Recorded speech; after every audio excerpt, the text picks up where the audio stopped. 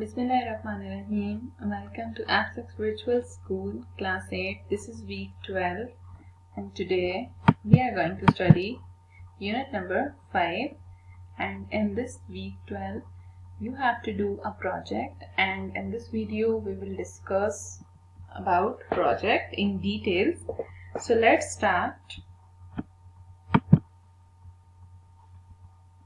I am Miss Sania Abbas. Let's start with English language student book project work.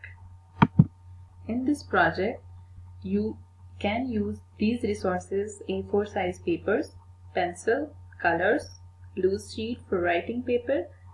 You have to do 3 things: draw your family, make a family tree, create questionnaires and gather information, and after these 2 things you will write a report based on their findings.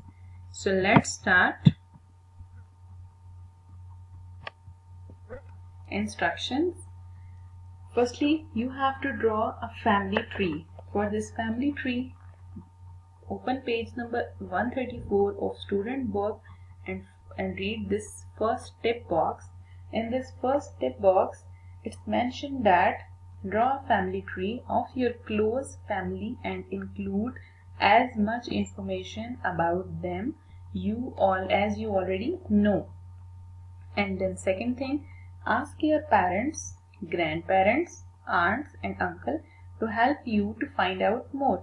आपने अपने parents की मदद से उनसे information collect करनी है अपने ants, uncle, grandfather, grandmother के बारे में for drawing your family tree. And then the second thing that you will do is draw your family tree. Try to include 3 generations. For example, आपकी mother, उसके बाद उनकी मदर एंड मतलब 3 generation आपने इसमें कवर अप करनी है. ठीक है, कोशिश करनी है 3 जनरेशन की इंफॉर्मेशन फैमिली ट्री में कवर अप करने की.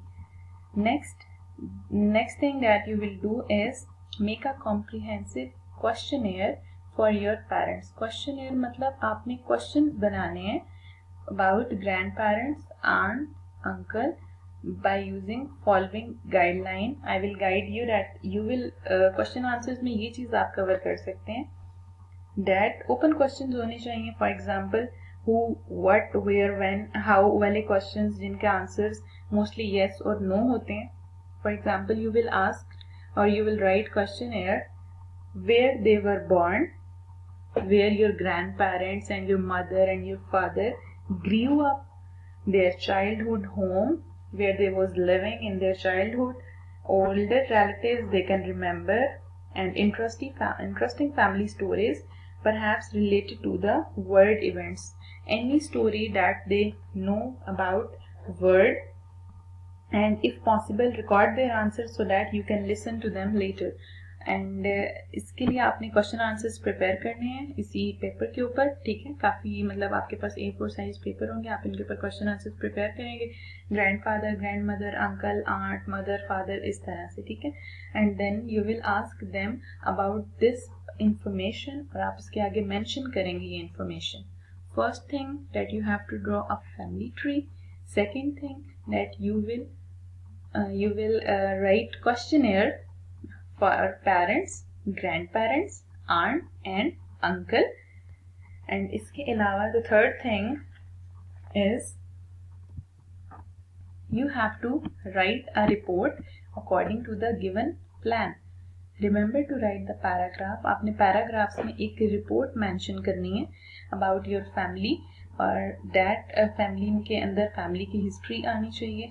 family history के लिए आप इसी पेज नंबर 134 पे स्टूडेंट बुक पेज नंबर 134 पे एक फैमिली हिस्ट्री का ब्लॉक बना हुआ है जहाँ पर चौहान्स रिपोर्ट मेंशन है क्वेश्चन नंबर 6 में. ये लास्ट जहाँ पर ये मेरा कर्सर रिवॉल्व कर रहा है. ठीक है, ये exercise 6 page number 134 of student book. यहाँ पर एक रिपोर्ट मेंशन है चौहान्स फैमिली की. आपने इसको रीड करना है और इसको रीड करने के बाद आपने अपनी फैमिली की रिपोर्ट एक लिखनी है इसकी मदद से. ठीक है, इन एक्सरसाइज 7 काफी देर आर पैराग्राफ 1 में आपने इंट्रोडक्शन मेंशन करना है. In paragraph 2 you will right the beginning of the story.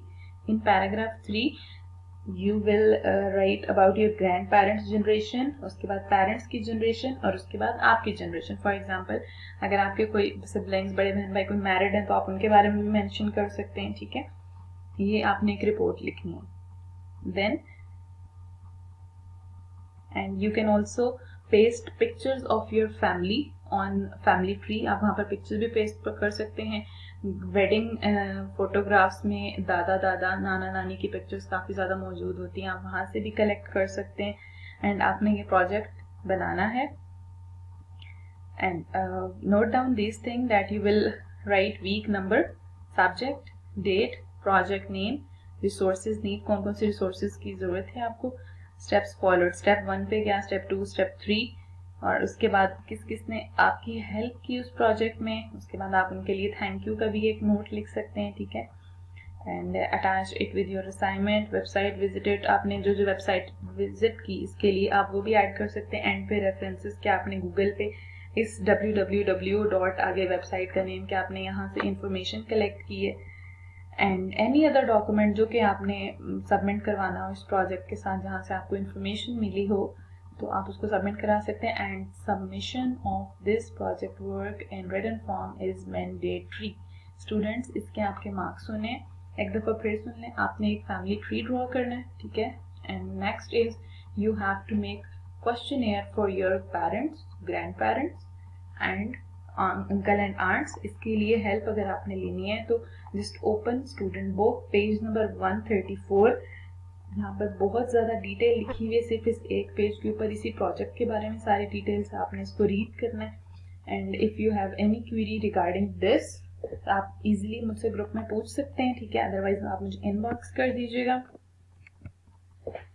The sole purpose of the assigned project is to trigger student interest. ये जस्ट आपकी क्रिटिकल थिंकिंग, ये project आपको इसलिए दिया जा रहा है ताकि आपकी डेवलप कर सकें आपके अंदर क्रिटिकल थिंकिंग को, आपके रिलेशनशिप्स को, आपकी फैमिली के बारे में हमें पता चले, आपको अपनी फैमिली के बारे में जो इन्फॉर्मेशन पहले कभी नहीं थी इसके थ्रू आप वो हासिल कर लें. ठीक है, और जैसे कि आजकल डिफ़िकल्ट टाइम है, बहुत सारे स्टूडेंट्स में आस्क के मैम हमारे तो ग्रैंड पेरेंट्स साथ नहीं हैं, अंकल आंट्स नहीं हैं, तो then you can get information via messages or you can email them your questionnaire ताकि वो आपको information दे सकें. आप उनसे फ़ोन कॉल पे information ले सकते हैं. ठीक है, तो आपने इस तरह से information इकट्ठी करनी है और एक अच्छा सा इंटरेस्ट शो करके आपने ये प्रोजेक्ट फैमिली के बारे में कंप्लीट करना है. ठीक है, because this project has marks. Okay, next is open page number 67. अपनी रीड आउट करना है. यहाँ पर पेज नंबर 67 में open, yes, on page number 67 it's living in the city और इन द कंट्री. यहाँ पर दो पिक्चर्स मेंशन है कि सिटी में लाइफ किस तरह की है और कंट्री में लाइफ किस तरह से है. आपने इसको देखना है, आपने इसको रीड आउट करना है. एंड इसके अलावा your home task is to, yes, exercise 1, 2, 3, 4, 5 and 6 on page number 67. Page number 67 student book exercise 1 to exercise 6 ये आपने सॉल्व करनी है. ठीक है, और आपने यही आपका रिटन टास्क है. इसके अलावा जस्ट आपका एक प्रोजेक्ट है और जो यहाँ पर आप मेंशन करेंगे वर्ड लिमिट 150 to 200 वर्ड्स होना चाहिए. आप उसको रीड कर लीजिएगा लाजमी. Page number 67, question number 1 to onward question number 6. This is all your homework. And class 8, this was all for week 12. अगर आपको कोई भी क्यूरी हो you can ask me in the group or you can inbox me also. and project को seriously लें और interest के साथ अपना प्रोजेक्ट बेहतरीन से बेहतरीन बनाने की कोशिश करें. Best of luck for your project. Take care. अल्लाह हाफिज़.